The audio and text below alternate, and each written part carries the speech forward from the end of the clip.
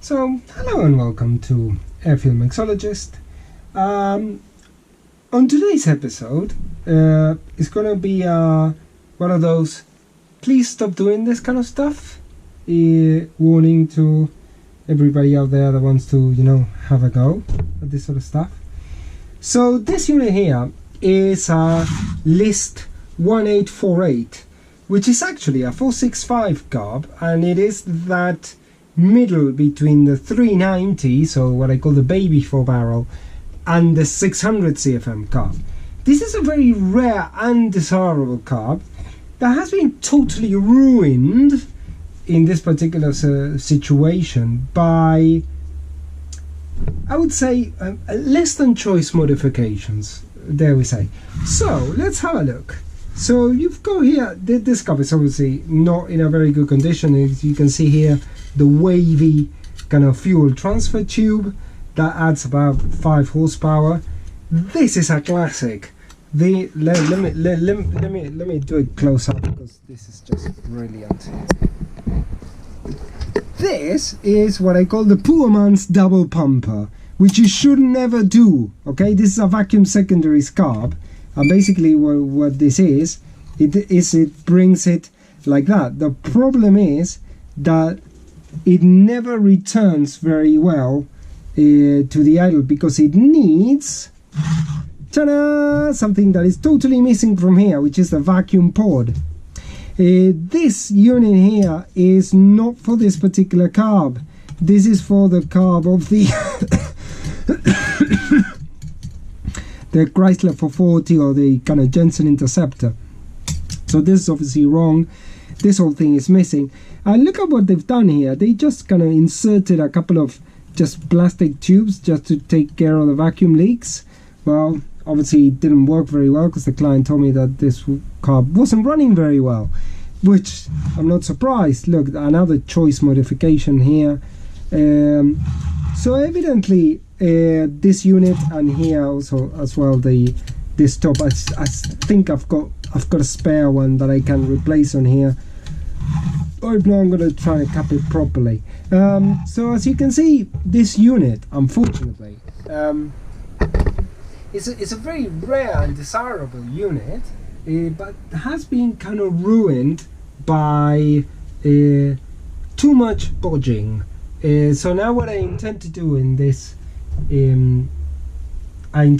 right now is to obviously strip this off completely, clean it, take this thing off right now, in fact, and restore the unit to its original condition. So I'm going to put a vacuum pod.